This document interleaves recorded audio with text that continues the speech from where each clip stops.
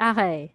So yun, so as I was saying, the idea of 5 times a day prayer, I witnessed kasi it right before my very eye when my classmate actually stable, their prayer of table is actually located in an awkward position in their house, like somehow almost blocking the door, all because they said it is facing the Mecca. So back then when I was so little, I have no idea about that. But when I learned about these 5 pillars, as I was teaching it, the memory rushed back in me na, that's why their altar is like very oddly placed near the door, almost blocking it already. It's because they are very concerned of praying directly towards Mecca. So like that. Okay. Anything you would like to add with that? Okay. So in here in image summary of the spread of Islamic faith. So as mentioned in here, it started 622 common era. Um in that portion in Medina. So really small, pero it reaches its extent to the blue way back 632 common era, and then expanded and expanded the Fatimid dynasty, and they are actually connected still politically speaking. So not just religion, but politically speaking, when the Muslim regime is spreading, the Islamic faith is also spreading to the point that they even reach Spain. During that time, Catholicism is not that moving forward to that portion. But thanks to, taray, thanks to, no, it's bad. Kasi the Ferdinand and Isabel actually committed El Cid. atrocity. Yeah, they committed atrocity to the Muslim people during that time. Pero The they are great. Inquisition. Yeah, the Inquisition. So they're actually able to push back the Muslim to be in this portion only. And then this Iberian Peninsula was actually claimed by the Catholicism already. That's why from this point to this point, some parts of Turkey, and of course this yan solid Catholicism. Then this portion Muslim. And you already know that Wait. part of How history. do they know po? I have a question po. How do how do Muslims know that that one direction they put the altar is facing Mecca? How do they determine like In compass. Like, and of course they know that the, let's say, Saudi Arabia is located in this, so they will look for, let's say, the southern part, or if, let's say, it's eastern, or no, it's western ganito, west, southwest, something like that. So they know their location in the world, and they know where to actually direct that. Have you ever tried to use a compass? Parang if wherever you are actually facing will tell you where you are looking at. Like for example, just in case, let's say I have a compass right here, and then I look at it like that, and then it's saying north. So meaning this position where I'm looking at is in north. Pero let's say it's like shown in there west. Oh, west. I'm facing the west. And then imagine this is the word like cross. So there's north, south, west, and east. So for them, they need to face the west. If you are located in Southeast Asia, pero let's say you're in Africa or in this portion of, let's say, ito in Libya, you're in Libya, you need to face the east kasi Saudi Arabia is there. You understand? Or let's say you're in your ears here somewhere in Ukraine. Tapos you need to face south kasi Saudi Arabia is there. You get it? oh, okay, okay. Ganon. Okay? So, yeah, there's the remaining images. The last religion to discuss is Islam. So the remaining slides are actually just showing us the number of religion, or like the spread of religion in terms of population and geographical aspect. So with this, yan. So mostly the blue one yan, Catholic, mostly Catholic. The red one mostly Protestant, and then the yellowish is Eastern Orthodox. So meaning to say, Eastern Orthodox looks like a Catholic practice, but super old tradition to the point that it's resembling Judaism already. So parang imagine Eastern Orthodox like Catholicism meeting with Judaism. And the ano parang very conservative practice. And yeah, as you see here, can I zoom it? I cannot. Ay, sorry. Yan. Pero I was trying to zoom it eh. Pero that portion really small, that's Israel. Ayan o, Judaism. Kasi that's the only country who actually have like a massive population of Jewish. And then others, paano lang sila, pakurot-kurot. So, by number, ayan. So, I actually got this data. Last year pa to eh. I'm not sure if how many na this year. Pero yan, Christianity 1.9 billion, Islam 1.1 billion, really close. And then Hinduism 800 million, and Buddhism 325, and the smallest is like ano Judaism. Out of the five we discuss, this is their number. But of course, not included pa dyan yung mga Jainism, some mga sub type of religion. Okay, so if we're actually gonna be ranking the five religions that we discussed, Christianity is the most subscribed religion. Okay. Yan. Also in terms of a pie chart, if you're gonna look at it, so yan, it just gives an idea of Christianity, Islam, even the non-religious, that actually includes the agnostic or the people who believe that there's God. It's just so happen it cannot be known. And then the atheist, secular humanist, and so on and so forth. Yan. So, this is really what sociology wants us to achieve, which is very timely, which is very very nice kasi we can associate it with what's happening with USA right now. Kasi they appointed a chief justice kasi Ruth Ginsburg died, right? And she's the chief justice of USA.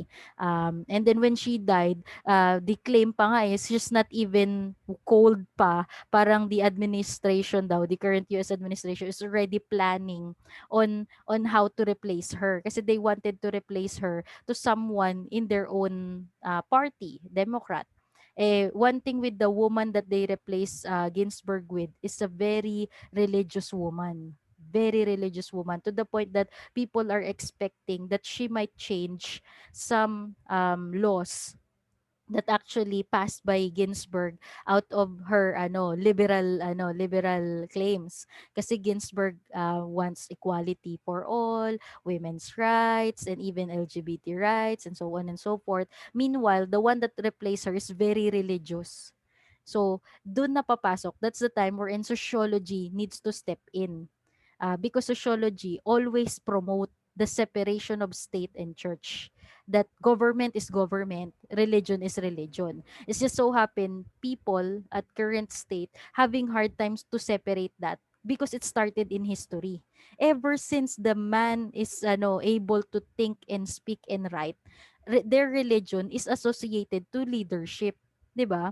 All the civilization that originated in mankind, their leader, they always look at the leader as their god.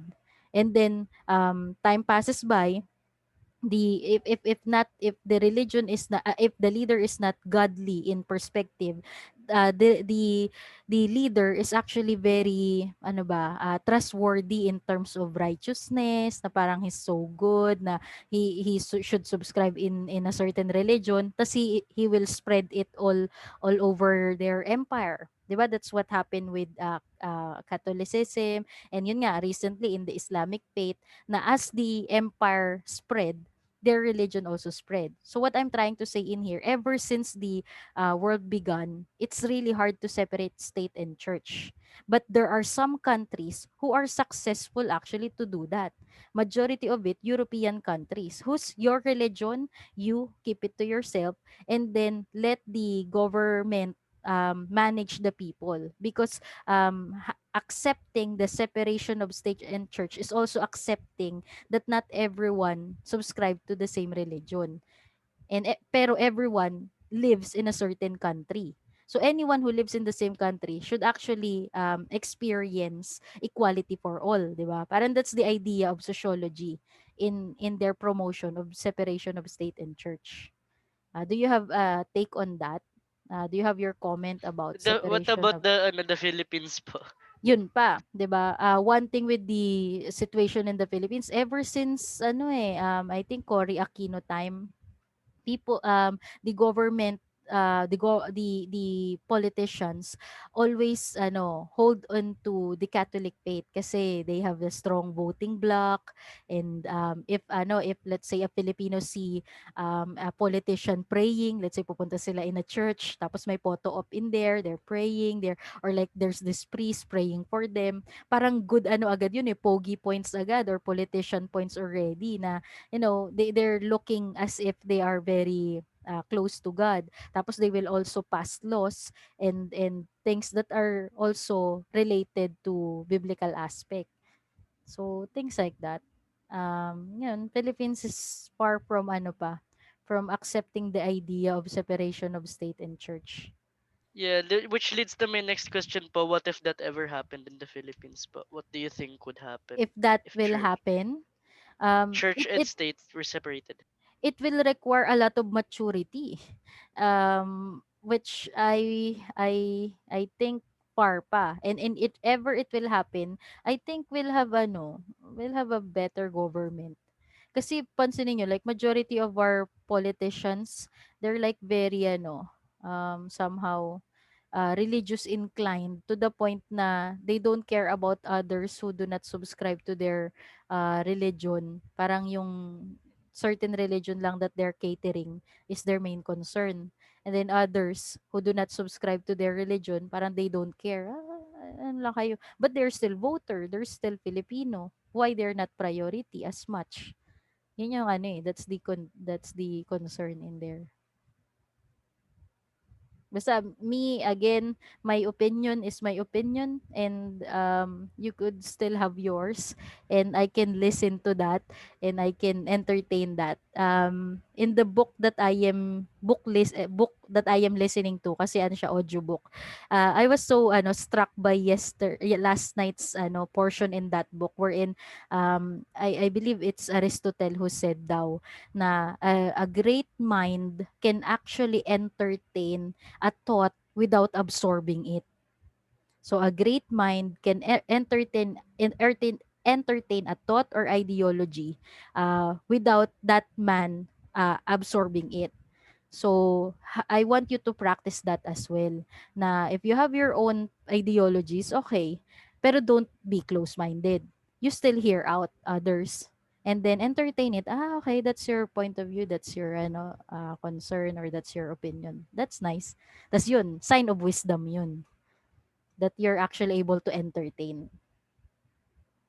And Also, Voltaire. I may not agree with what you say, but I will defend to death your right to say it. yes, that's naman more on in the free speech aspect.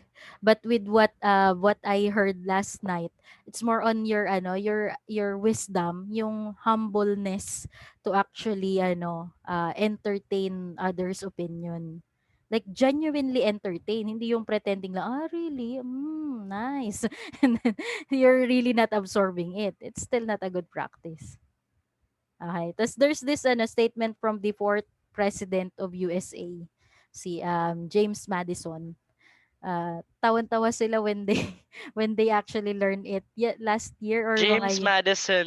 James na Madison pa, di ba? Joke. Oh God. That's actually like the laughing stock last time when I was teaching it. Pero anyway, yun. So religion and government will both exist in greater purity as less they are mixed together. So parang according to that US president na he is such a promoter of separation of state and church. Na for as long as they are separated, they will achieve great lengths. Okay? Or as long as they are apart. So that actually leads to a subtopic that I want to also discuss if you can Oh is no. to me in the Philippines naman, in Philippine situation, in the 1987 Constitution, Article 2, Section 6, there's really a statement in there stating the separation of church and state shall be inviolable. So basically, it should be honored. Okay? But try to look at the the situations happening in the Philippines, even as simple as contraceptive, in the idea of Oh, family planning, sobrang tagal oh pa na no. ipasa. And when it was passed, they criticized the president during that time, which is Pinoy. That's actually, there are a lot of claims that time nung napasa yung that bill, it became a law. That's somehow people are saying, for sure your mother is so ashamed of you, sabi kay Pinoy, because they're such a strong Catholic family. And then he's the president that signed about the what's the term for that, yun sa health, about The yon reproductive health reproductive bill. health, yeah, now it's a law, the reproductive health law.